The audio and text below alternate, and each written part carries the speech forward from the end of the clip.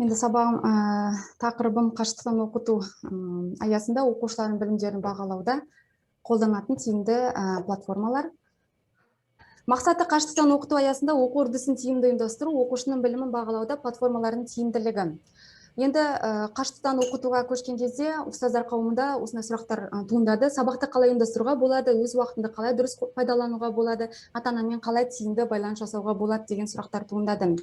Сол кезде бағалауды ұйымдастыруда оқушыларға ізгілікті қарым-қатынас және де қолдау көрсетіп, түсінікті дәйекті ережелер мен рәсімдерді қалыптастыру, оқу үрдісіне қызықты әдіс-тәсілдерді қолдану, оқытуда тапсырмаларды орындауда цифрлық немесе цифрлық емес құралдарды таңдау және де пайдалану, барлық оқушылардың табысқа жетуіне жағдай жасалатын, оқушыларды өз пікірін айтуға және де тапсырмаларды таңдауға мүмкіндігі болатын саралап оқытуға бағдарлануды басты назарда ұстау қажеттілігі туындады.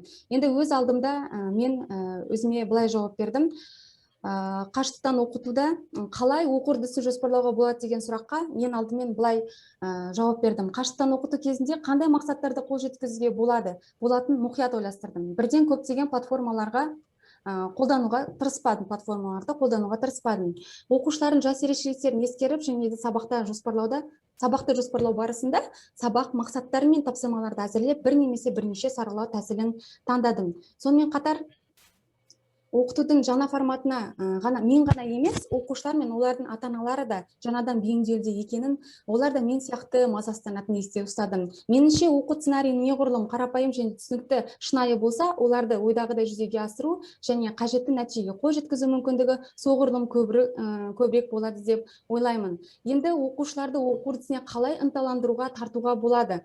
Оны мен былай түсінемін. Оқытуға қатыстыру дегеніміз оларды қызықтыру және де бірнәрсе жасап көруге, таңдауға, қателесуге, қайтадан бастауға, табысқа жетуге ұмтылуға мүмкіндік беру. Осылайша білімдерді оқуға белсенді қатыстырудың тәсілдерін қашықтан және де дәстүрлі форматта оқытуда кеңінен қолданып, балалардың дербес оқушыға айналуына көмегімді тигіземін деген ойдамын. Жалпы оқу жетістігін бағалау бұл білім алушының кері байланыс арқылы білім беру үрдісін реттейтін және де түзететін оқу мақсаттарына сәйкес жоспарланған нақты қол жеткізген нәтижесінің дәрежесін белгілейтін үдеріс.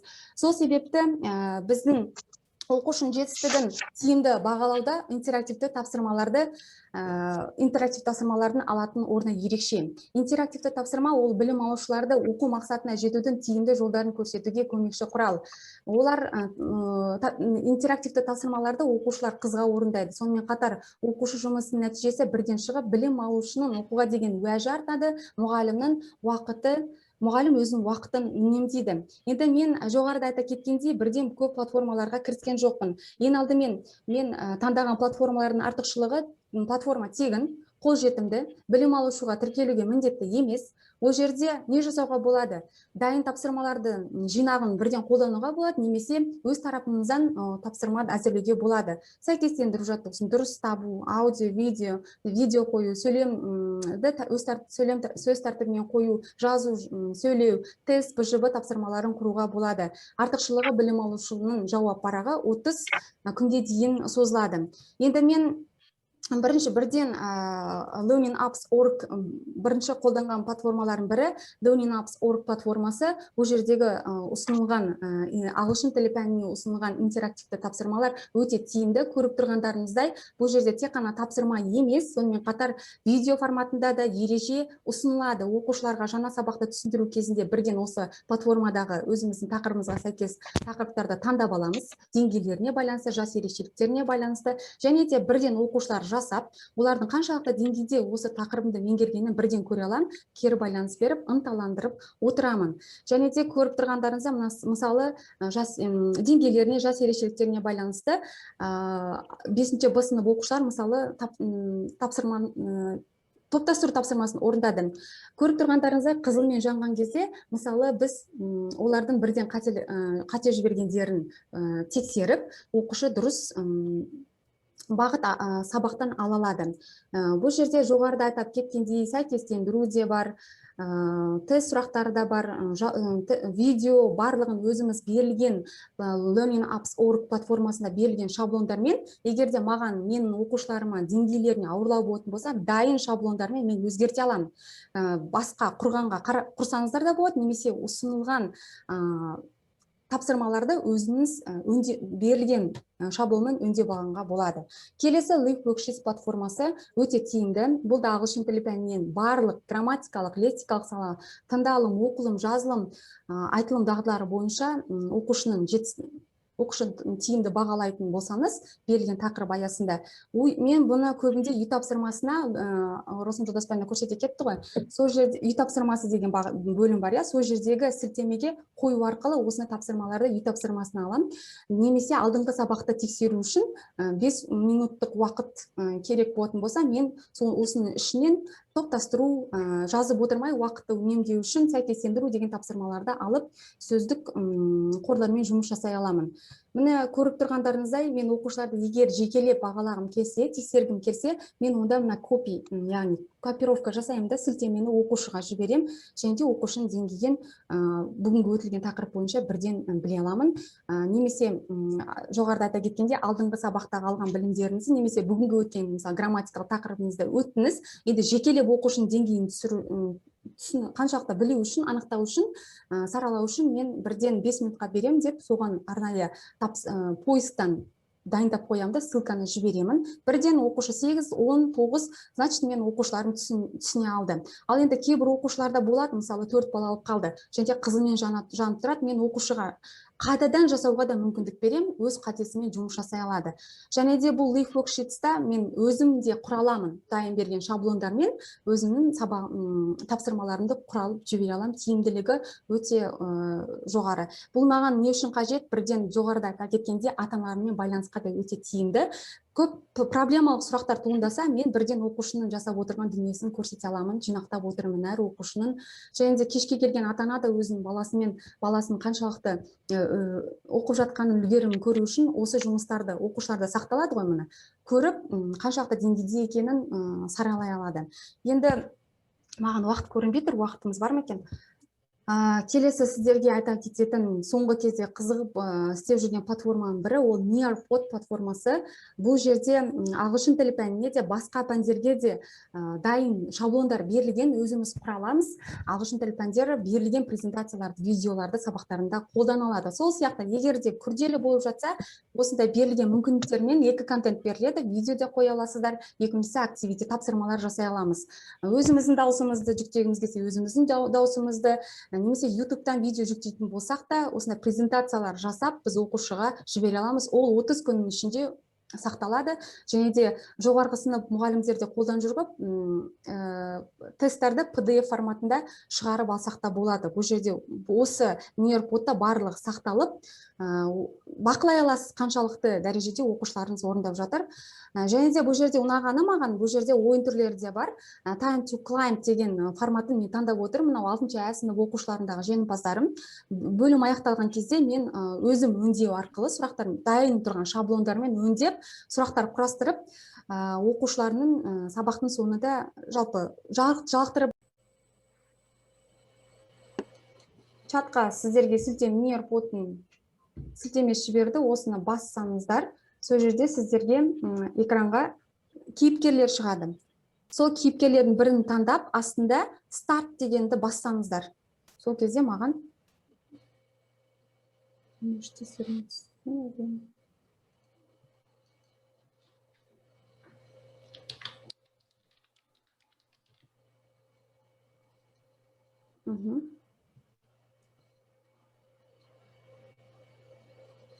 аштыңыздар, я, сіздерге continue to website деген бастыңыздар, я?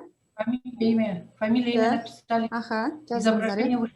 Бір кейіпкерлерді таңдадыңыздар. Сосын четінде start деген тұр ғой, соны бастаңыздар. Астында, четінде тұр. Ләззат апай қосылды. Оросым апай қосылды. Қалған ұстаздар сіздер де қатыссаңыздар. Қалған ұстаздар, сіздер кейіпкер таңдағаннан кейін стартты баспасаңыздар, маған көрінбейсіздер ол кейіпкерлер. Анар апай. Шықпай тұр. Басылмай тұр. Старт деген басылмай тұр? Жоқ, ана жіберген сілтемеңізге. Басыңыздар. Continue to website. Мында Лаура апай. Лаура апай шықты, тағы да ұстаздар. Оған тіркелу керек па, Динара? Диляра апай, аты жөндеріңізді жазыңыздар, иә? Сіздерге енді мен өзім Google аккаунт арқылы тіркелдім, ал оқушыларға осындай сілтеме жіберу арқылы тіркелмесе болады тапсырмаларды орындау үшін. Ал өздеріңіз бұған Google аккаунт арқылы тіркеле аласыздар. Қазір енді 6 қатысушы болды, онда бастап көрейік, иә, 6 қатысушымен. Сіздерге уақыт беріледі, енді кішкене оңай болғандықтан 15 секунд жететін шығар әр сұраққа. Сұрақтар шықты ма? Ал сәттілік сіздерге.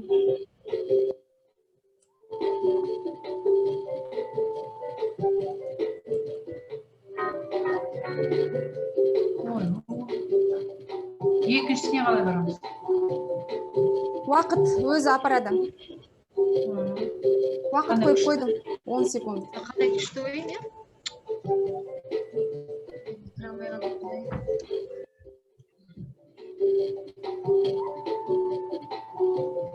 5 секунд беріп отырсыз ба сонда уақытына? Жоқ, 15 секунд беріп отырмын ғой. Әр сұраққа 15 секунд беріп отырмын. 30-ға да ұлғайтсам болады, 10-ға да азайтсам болады. Енді оқушыларға мен енді 15 секунд алып отырмын. Ләззат апай алға шығып келе жатыр. Қазір 73 ұпаймен экранда маған. Мен артта қалып қалдым ғой. Әлі де 10 сұрақ бар. 10 сұраққа дейін жеңімпаз атауларын бірінші, екінші орын иегерлері атансаңыздар болады. Сәттілік. Әзірше Лаура апай, Ләззат апай.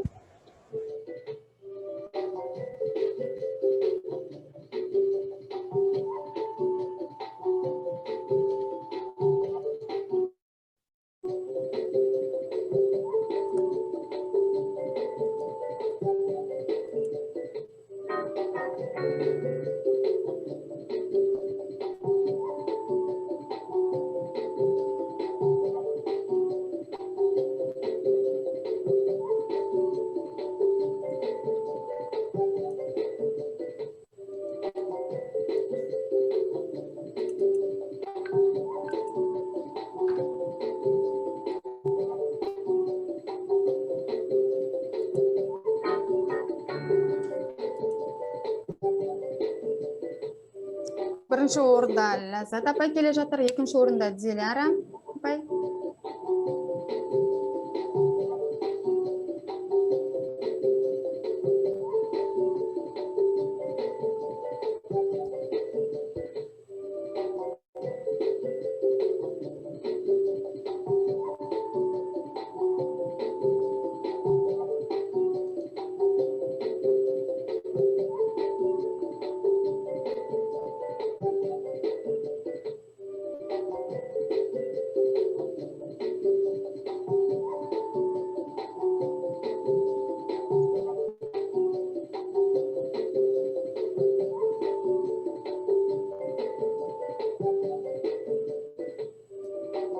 Жетінші сұраққа келіп жеттік. Бірінші орында Ләззат апай, екінші орында Диляра апай, үшінші орында Лаура апай, төртінші орында Джакубаева Лаура апай ғой, Ләззат апай,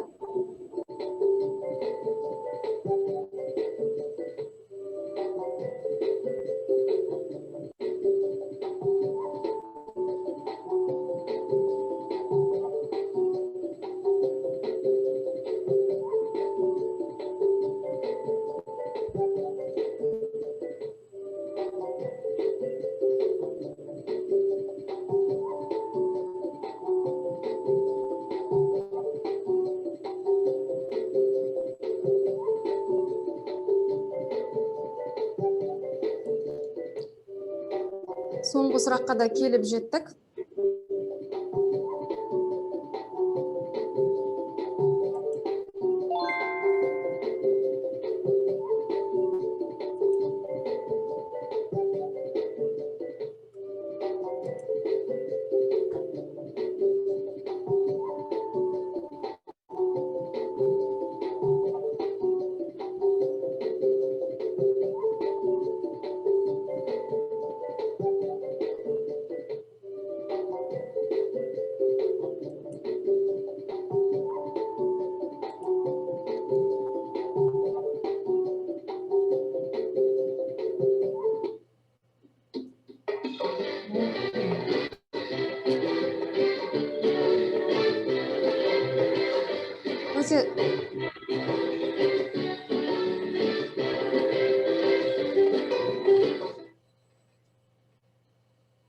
өте жақсы.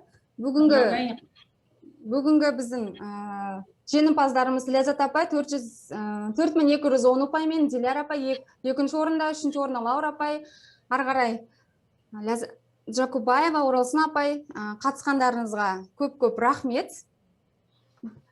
Жалпы қашықтықтан оқыту қазіргі заман талабы болса, оны ұйымдастыруда педагог ұстаздардың біліктілігі жоғары, зияткерлік және де кәсіби деңгейі жоғары деңгейде дамыған болуы өте маңызды. Сол себепті мен әрқашан ізденіс үстіндемін, курстар мен семинарларға қатысып, өз білімімді жетілдірудемін.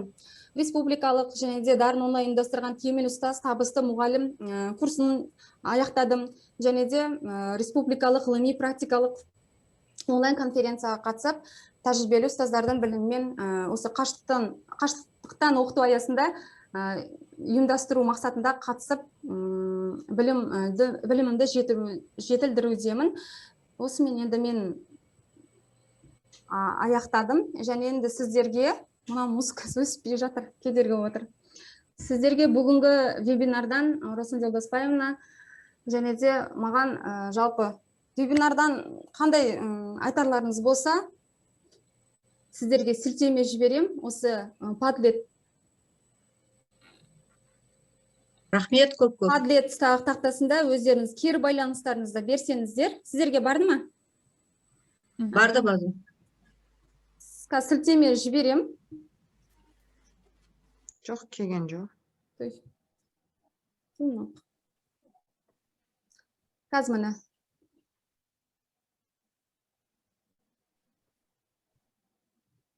Енді барды ғой деймін, көріңіздерші? Жоқ. Келді.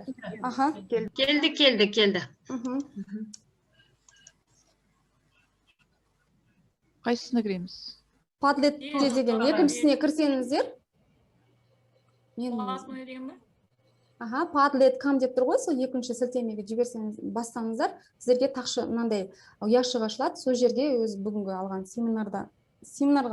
вебинар бойынша, семинар деп қой, вебинардағы жалпы өтілген тақырыптар бойынша айтарларыңыз болса, жазсаңыздар болады. Жалпы кері байланыс, ұстаздардан кері байланыс. Перейди на деп тұр, платную версию деп тұр. Қайсын басамыз?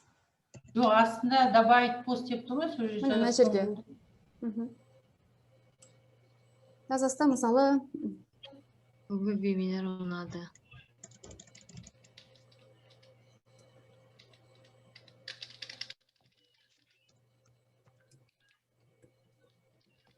Мысалы, Оралсын Жолдасбаевна көп рахмет дегенде, мысалы, не шықты ма? Я шықты. Көп рахмет сіздерге, керекті қандай дүние алдық деді Гүлмира апай, рахмет.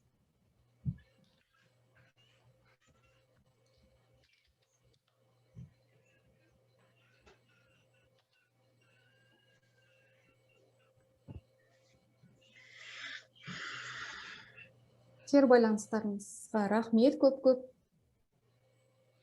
Уақыт қойып кіргендеріңізге көп рахмет. Енді кішкене уақыт үлгеремей қалғаннан кейін біраз қысқартуға тура келді. Оралсын Жолдасбаевна, айтарыңыз бар ма? Уважаемые коллеги, спасибо, что вы были с нами. Я считаю, что вебинар прошел продуктивно. Мы еще раз повторяем, если кому что будут какие-то непонятные моменты, пожалуйста, обращайтесь, мы всегда готовы вам помочь. Всего хорошего. Спасибо, что вы были с нами. Жақсы. Рахмет көп. Сау болыңыздар. Көп рахмет. Көп рахмет.